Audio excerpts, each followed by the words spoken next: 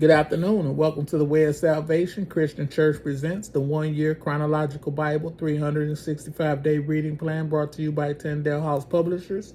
I am Minister Jewett Peterson Sr. and today is the 4th of August and it is 4:04 p.m.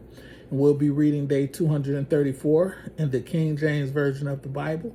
And day 234 consists of Ezekiel chapter 22 verses 17 through 31.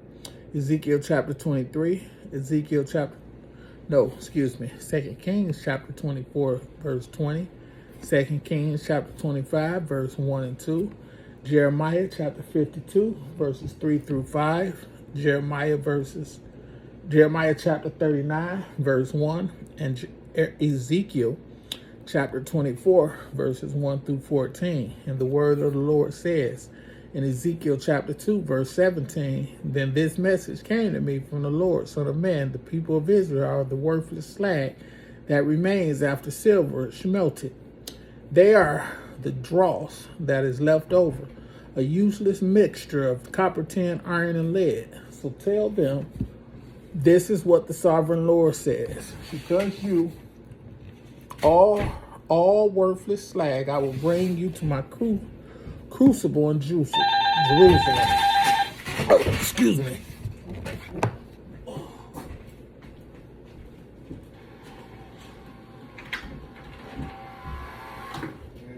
How you doing, man? Yeah. You too.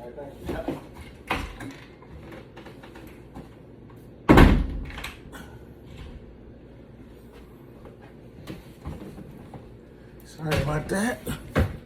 Got us the Amazon box, and we know what it is. Where was we at? We was on verse 18. So y'all gonna do an unboxing with me real fast. Y'all see the Amazon. Oh, they locked this up this time.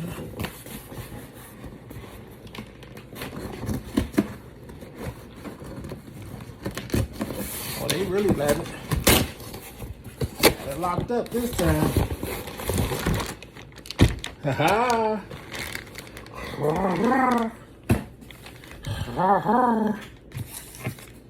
So, we got our box. Look at that. Y'all see it? Amazon just brought it. Look at that. Ha ha. Yes. Yes. Oh, nice. Nice. Nice. Parallel Bible. KJV in the Amplified version. Yes. Yes. Big letter edition. Yes. Yes. It's nice. Yes. Love it. I love it. Yes. Love it. All right. So we got our Bible. Let's see.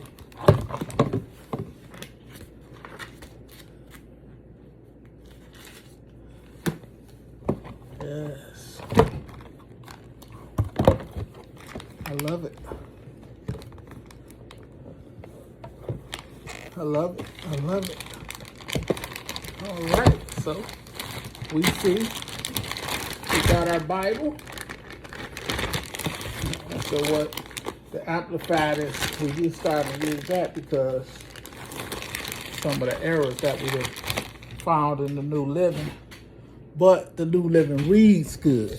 So like this, what we're doing, you know, coming on here reading, it reads good.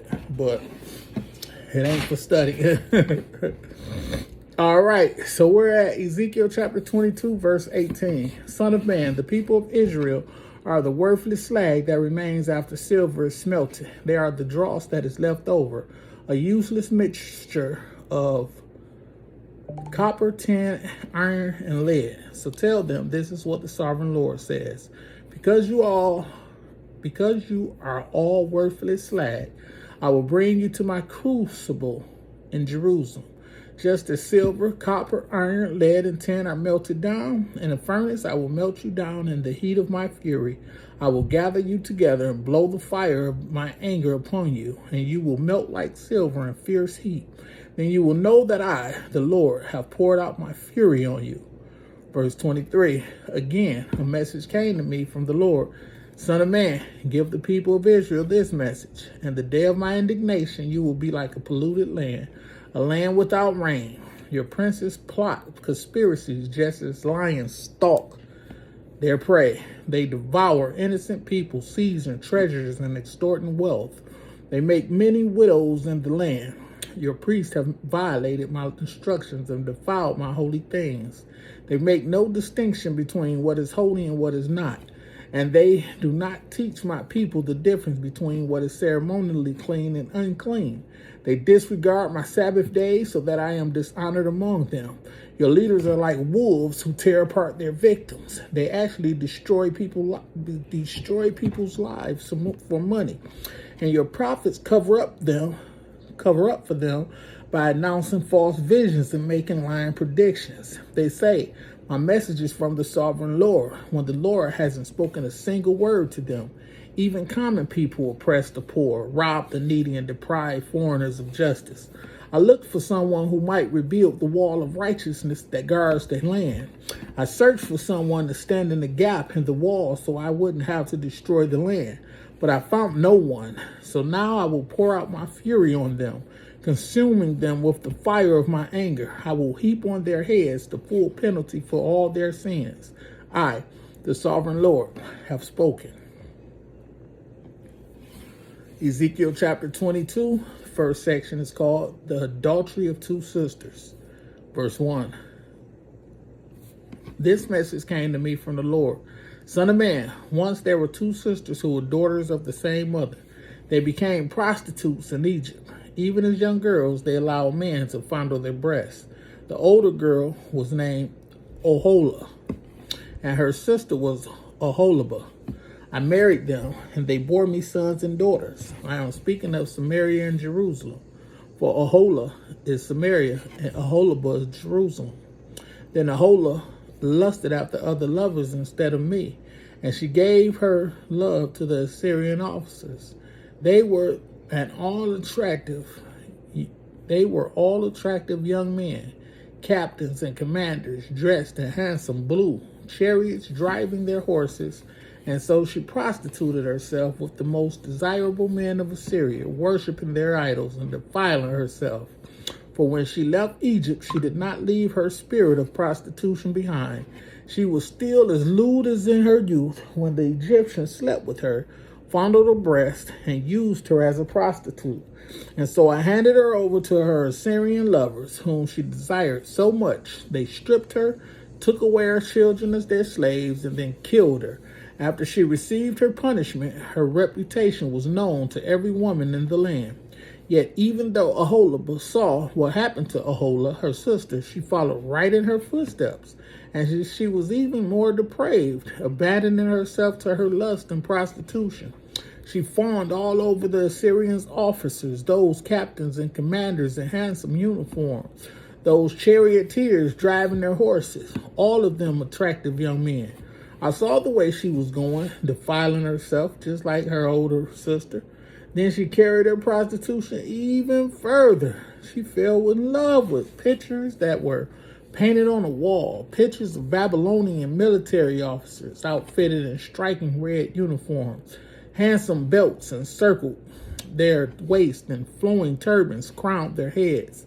They were dressed like chariot officers from the land of Babylonia. When she saw these paintings, she longed to give herself to them, so she sent messengers to Babylonia to invite them to come to her. So they came and committed adultery with her, defiling her in the bed of love. Adultery.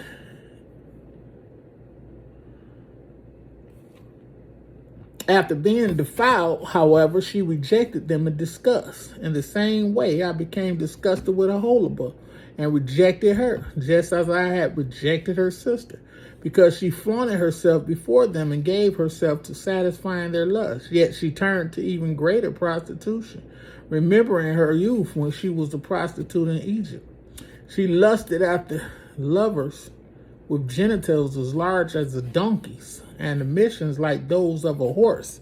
And so, Aholibah, you relived your former days as a young girl in Egypt, when you first allowed your breasts to be fondled. The next section is the Lord's judgment of Aholibah. Verse 22. Therefore, Aholibah, this is what the sovereign Lord says: I will send your lovers against you from every direction, those very nations from which you turned away in disgust. For the Babylonians will come with all the Chaldeans from Pekod and Shoa and Koa, and all the Assyrians will come with them, handsome young captains, commanders, chariot officers, and other high-ranking officers, all riding their horses. They will all come against you from the north, with chariots, wagons, and a great army prepared for attack. They will take up positions on every side, surrounding you with men armed with shields and helmets, and I will hand you over to them for punishment, so they can do with you as they please. I will turn my jealous anger against you, and they will deal harshly with you. They will cut off your nose and ears, and any survivors will not be able to put them out. And any survivors will then be slaughtered by the sword. Your children will be taken away as captives, and everything that is left will be burned. They will strip you of your beautiful clothes and jewels. And this day I will.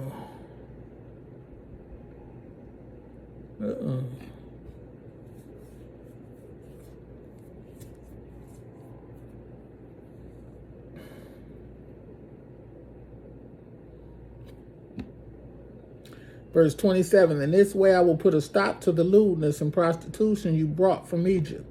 You will never again cast longing eyes on those things, or finally remember your time in Egypt. For this is what the sovereign Lord says: I will surely hand you over to your enemies, to those who loathe you. Those who reject you will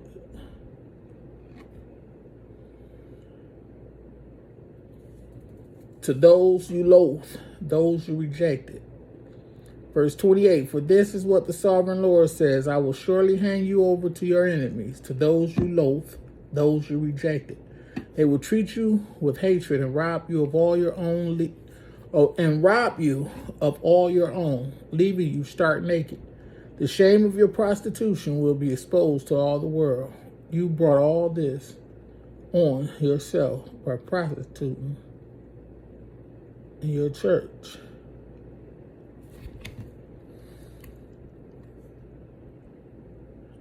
Verse 30, you brought all this on yourself by prostituting yourself to other nations, defiling yourself with all their idols. Because you have followed in your sister's footsteps, I will force you to drink the same cup of terror she drank. Yes, this is what the sovereign Lord says. You will drink from your sister's cup of terror, a cup that is large and deep. It is filled to the brim with scorn and derision. Drunkenness and anguish will fill you, for your cup is filled to the brim with distress and desolation. The same cup your sister Samaria drank. You will drain that cup of terror to the very bottom. Then you will smash it to pieces and beat your breasts in anguish. I, the sovereign Lord, have spoken. Verse 35, and because you have forgotten me and turned your back on me, this is what the sovereign Lord says. You must bear the consequences of all your lewdness and prostitution. The next section is the Lord's judgment on both sisters. The Lord said to me, Son of man, you must accuse Aholah and Aholibah of all their detestable sins. They have committed both adultery and murder. Adultery by worshiping idols, and murder by burning as sacrifices the children they bore to me. Furthermore, they have defiled my temple and violated my Sabbath day. Oh, that children, on that very day that they sacrificed their children to their idols, they boldly came into my temple to worship. They came in and defiled my house. You sisters sent messages to distant lands to get me in. Then when they arrived, you bathed yourselves, painted your eyelids, and put on your finest jewels for them. You sat with them on the beautifully embroidered couch, and put my incense and my special oil on the table that was spread before you. From your room came the sound of many men carousing. They were lustful men and drunkards from the wilderness who put bracelets on your wrists and beautiful crowns on your heads.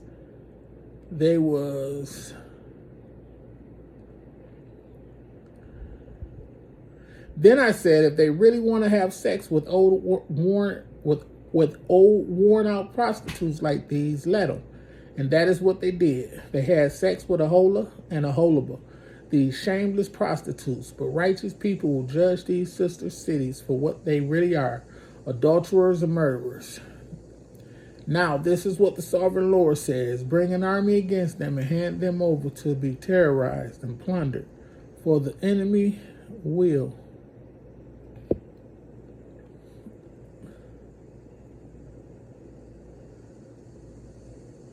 Verse 47, for their enemies will stone them and kill them with swords. They will butcher their sons and daughters and burn their homes. In this way I will put an end to lewdness and idolatry in the land, and my judgment will be a warning to all the women, not just to one. To all women, not to follow your wicked example. You will be fully repaid for all your prostitution, your worship of idols. Yes, you will suffer the full penalty. Then you will know that I am the sovereign Lord. 2 Kings chapter 24, we're starting at verse 20. These things happened because the Lord's anger against the people of Jerusalem and Judah, until he finally banished them from his presence and sent them into exile. Zedekiah rebelled against the king of Babylon. 2 Kings chapter 25, verse 1. So on January 15th, during the 9th year of Zedekiah's reign, king of Babylon, 2 Kings chapter 25, verse 1. So on January 15th, during the 9th year of Zedekiah's reign, King Nebuchadnezzar of Babylon led his entire army against Jerusalem. They surrounded the city and built siege ramps against its wall. Jerusalem was kept. They surrounded the city and built siege ramps against its walls. Jerusalem was kept under siege until the 11th year of King Zedekiah's reign.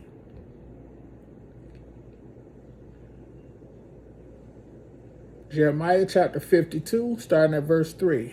These things happened because of the Lord's anger against the people of Jerusalem and Judah, until he finally banished them from his presence and sent them into exile. Zedekiah rebelled against the king of Babylon. So on January 15th, during the 9th year of Zedekiah's reign, King Nebuchadnezzar of Babylon led his entire army against Jerusalem. They surrounded the city and built siege ramps against its walls. Jerusalem was kept under siege until the 11th year of King Zedekiah's reign. Jeremiah chapter 39, verse 1. In January of the 9th year of King Zedekiah's reign, King Nebuchadnezzar of Babylon came with his entire army to besiege Jerusalem. King Nebuchadnezzar. In verse 1, in January of the 9th year of King Zedekiah's reign, King Nebuchadnezzar of Babylon came with his entire army to besiege Jerusalem.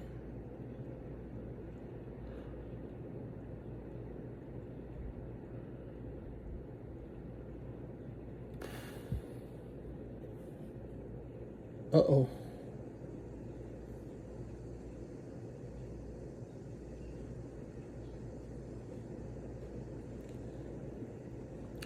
Ezekiel chapter 24, we're starting at verse 1.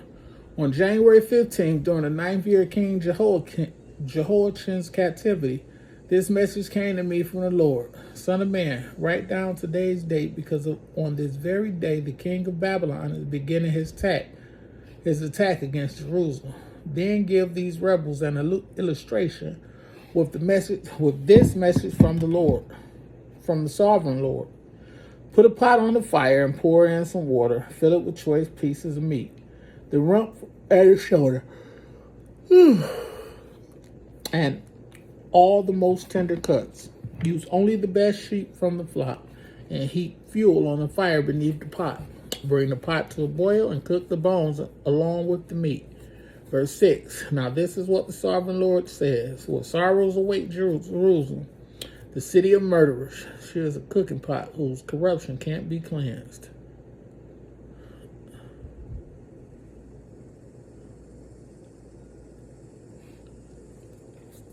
Verse 6. Now this is what the sovereign Lord says. What sorrow awaits Jerusalem, the city of murderers. She is a cooking pot whose corruption can't be cleaned out. Take the meat out in random order, for no piece is better than another. For the blood of her murders is splashed on the rocks. It isn't even spilled on the ground where the door does shut over the door. Verse 7, for the blood of her murders is splashed on the rocks. It isn't even spilled on the ground where the dust could cover it. So I will splash her blood on a rock for all to see, an expression of my anger and vengeance against her. Verse 9, this is what the sovereign Lord says. What sorrow awaits Jerusalem? I myself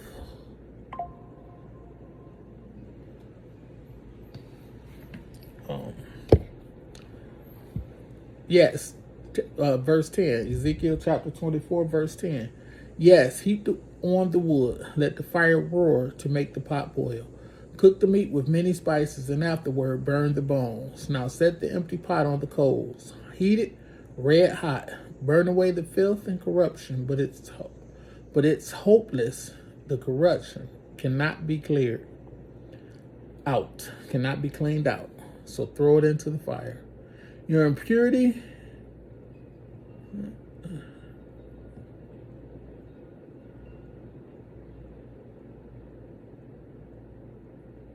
on January 5th. Sorry.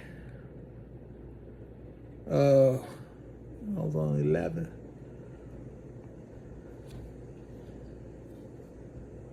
Verse 12.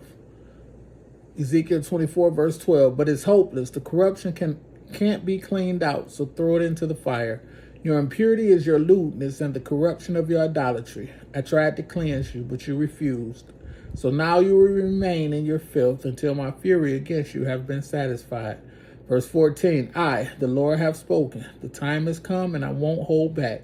I will not change my mind, and I will have no pity on you. You will be judged on the basis of all your wicked actions, says the sovereign Lord. May the Lord add a rich and bountiful blessing to the reading, hearing, and doing of his word, with doing being the most important. Thank you for joining me, and be blessed.